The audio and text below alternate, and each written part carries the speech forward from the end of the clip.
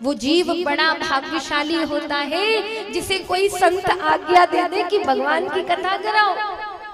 इधर शास्त्र कह रहा है नारद जी को आज्ञा दी सनत कुमारों ने, लेकिन वो जीव सौभाग्यशाली कौन है जो संतों की आज्ञा को शिरोधारी कर ले, जो संत आज्ञा दे और उसे स्वीकार कर ले, प्रसन्नता पूर्वक उसको करे।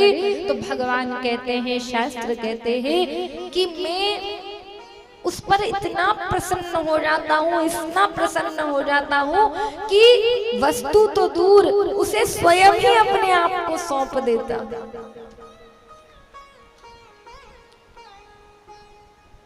इसलिए हरिद्वार पर गंगा जी के तट पर आनंद नाम का जो वन है, वहां पर श्रीमद् भागवत की कथा का सुंदर आयोजन किया। जैसे अग्रवाल परिवार ने खूब तन मन धन से सहयोग कर भगवान का सुंदर पंडाल सजाया, सब भक्तों के लिए सुंदर व्यवस्था करी, क्योंकि जो भगवान को अपना मानता है, भगवान के उत्सव को अपना उत्सव, घर का उत्सव मानता है, तो भगवान भी उसकी हर उत्सव में सबसे पहले जाकर खड़े हो जाते हैं कि तूने मुझे अपना माना तो मैंने भी तुझे माना। इसलिए भगवान को अपना माना।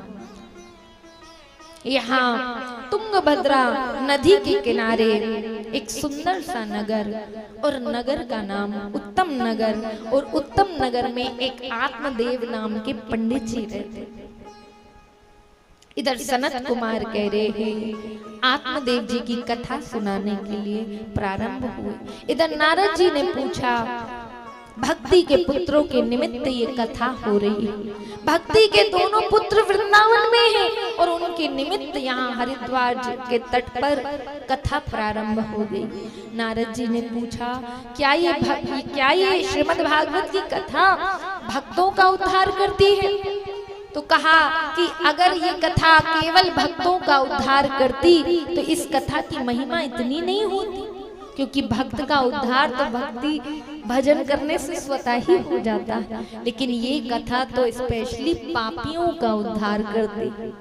श्रीमद् भागवत भगवान की है आरती और पापियों को पाप से है तारती।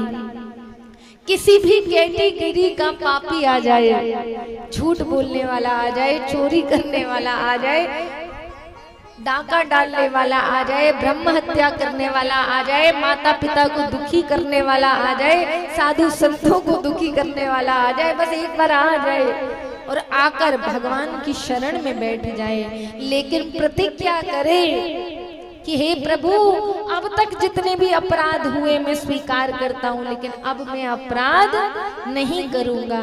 सुबह का भूला यदि शाम को घर आ जाए तो उसे भूला नहीं कहते। इसलिए तुंगभद्रा नदी के किनारे कहा आत्मदेव पंडित जी रहते हैं। आत्मदेव पंडित जी बड़े संतोषी पंडित जी, बड़े धर्मात्मा हैं, घर घर जाकर सत्यनारायण भगवान की कथा करते हैं। लेकिन जो उनकी धर्म पत्नी है धुंधली, बोले बिल्कुल विपरीत है। जिस प्रकार आत्मदेव पंडित जी को शांत रहने में आनंद आता है, उसे कलेश करने में आनंद आता है, लड़ाई झगड़ा करने में आनंद आता है। जब तक 2-4 घर से लड़ नहीं लेती तब तक भोजन पचता नहीं। लेकिन आत्मदेव पंडित जी बड़े संतोषी पंडित जी, मन में सोचते कि धीरे धीरे धीरे एक दिन सब ठीक हो जाएगा। आत्मदेव पंडित जी के घर में हर प्रकार का सुख था, लेकिन घर में कोई संतान नहीं थी। इस कारण घर में एक गाय पाली, लेकिन गाय ने भी अपने जीवन में कोई बच्चा नहीं दिया। घर में तुलसी जी का पेड़ लगाते, लेकिन तुलसी जी भी सूख जाती।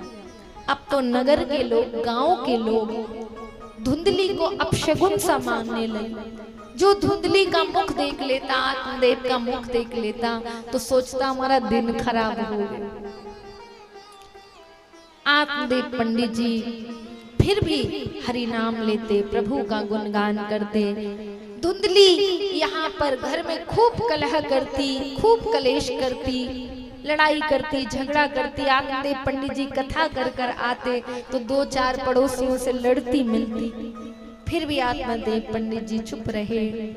लेकिन एक दिन आत्मदेव पंडित जी समाज के इन तानों को सुनते सुनते थक गए।